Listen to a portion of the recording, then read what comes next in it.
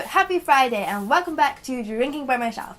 I'm Emma and today I'm going to talk about all of the books that were so pretty I just had to buy them twice. Basically, these are all the books I've bought lately that I've actually already read. Maybe because when I read them, I'd borrowed them from a friend, so I didn't actually own them. Maybe I just owned the Kindle edition and I really wanted a physical copy.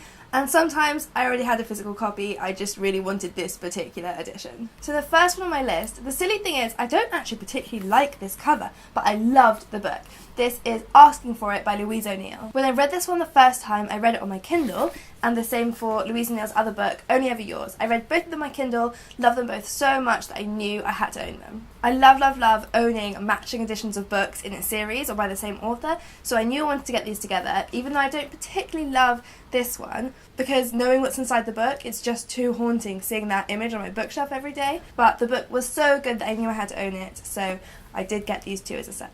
Okay, the next one I bought was Clare Mackintosh's I Let You Go. I got sent this one for review by the publisher, but they sent me the digital edition. So I'd read it on my Kindle, I didn't own my own copy, and once I bought ICU, the second one that she wrote, I knew I just wanted to own both of them because I loved them both so much. The silly thing is, I got the hardback of ICU and then the paperback of I Let You Go, so they don't even match at all. They're not even the same size or anything. So knowing me, I'm going to end up going back and buying the paperback of ICU so that they can match. But for now, really happy with this. Another one that I was sent to my Kindle by the publisher was Hot Little Hands by Abigail Ulman. This is a short story collection, and I've never before this totally fallen in love with a short story collection, but I just adored this one so much. And the second I finished it, I went straight online and I bought 3 copies, one for me and then one for 2 of my friends, because I just loved it so much. Next we're moving on to Jane Austen books, and I have such a ridiculous collection of Jane Austen books. I love them all so much, and I own multiple editions of all of them,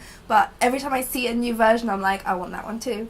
I can't stop buying them. The one I have the most copies of is Sensibility, because that was my favourite one as a child and I've probably read it the most times. And a few months ago I was in this really sweet bookshop on the Isle of Wight that only sells out of print editions of books, and I saw this really cute old copy of Sense and Sensibility. It's really tiny and sweet, so I can fit it in my handbag so that I can always have Sense and Sensibility ready to read. And my favourite thing about it was that it's got a little note inside that says it was given to somebody called Pam sometime before her 21st birthday, and then in brackets, not stolen actually, he said I might. And I have no idea what that means, but it's just so cute. There's some little story behind there. Somebody was given this book, and I'll never know what that inside joke is about. And the best part was that I stayed for so long in the shop chatting to the guy who owns it that he ended up letting me have the book for free. And another Jane Austen, I recently bought the cloth-bound classics version of Mansfield Park. Despite the fact I own so many Jane Austen books, I actually don't have a matching set of all 6. So I decided it's time to change that, and I think these are the loveliest editions. So I've started with Mansfield Park, and I'm going to slowly complete the whole collection. Okay, so this next purchase is definitely the one that had the most thought go into it. This is, oh, it's heavy, my Harry Potter collection. Now I do own, as a family, we do own the original editions of the books. We bought them all as they were coming out, we just loved them. I mean, possibly we don't have a first edition of the first one, but of the other ones we've got, you know, the classic Bloomsbury covers that we all know and love, and those are the ones that I wanted because they're the ones I'm familiar with. I'm going to put this down because it's really heavy. When I read Harry Potter as a child, those are the ones that I read. I actually didn't read the whole series as a child, I don't think, but I know we always had a copy in my family, so those are the ones I remember seeing on the bookshelf. I've read the Harry Potter series twice as an adult in full. One in 2014 when I borrowed those original editions from my cousin, and then one this year when I borrowed those original editions from my friend. So it has just always been those editions for me. So when I decided that I wanted to own my own Harry Potter books, because I now officially am a Harry Potter fan, it didn't even cross my mind I would get anything other than those original books. But here's the thing, those books crazy expensive now. So I was stuck between spending a lot of money on them, slowly trying to collect them from second-hand shops where they wouldn't be too expensive, stealing my family's copies from home, but I feel like that would cause a fight with my sister, even though they are so lovely. They've been sitting on the top shelf of the bookshelf by the window for years, so they are completely like sun-bleached. You can barely even read the covers, it's so nice. Or just biting the bullet and buying different versions of the books. And I did think about it for ages, and I actually found the more I started looking at these books, the more I really fell in love with them. So sparkly. They're very different from the ones that I'm used to. The fact that they're different colour schemes is very confusing. But I do actually think that they're completely gorgeous, and I love that they're all paperbacks because I much prefer reading paperbacks to hardbacks. I'm yet to read them again since I've bought these versions, but I'm actually really excited. For the first time I make my way through these versions of the books. Recently I bought The Colour Purple by Alice Walker.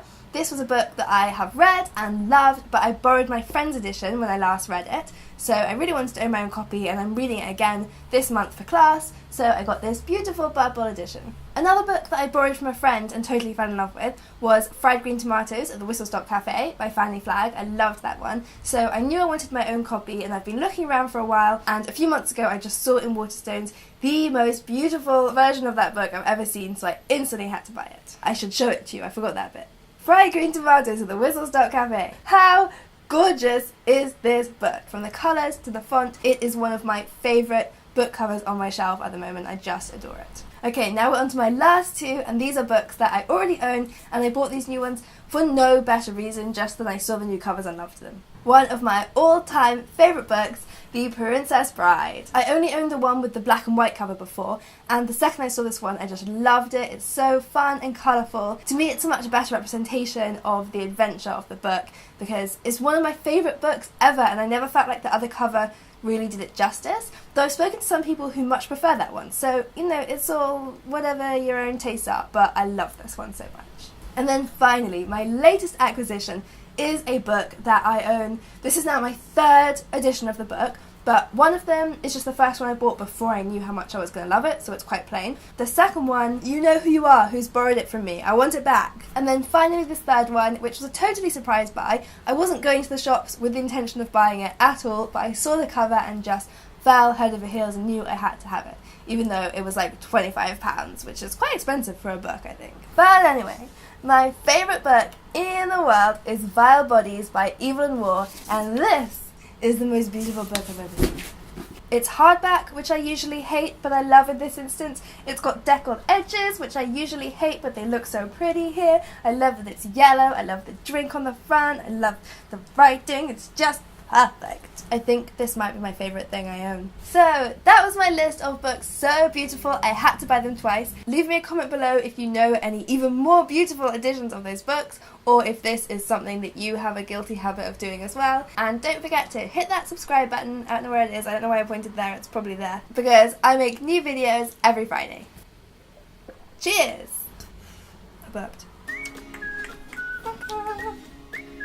Oh.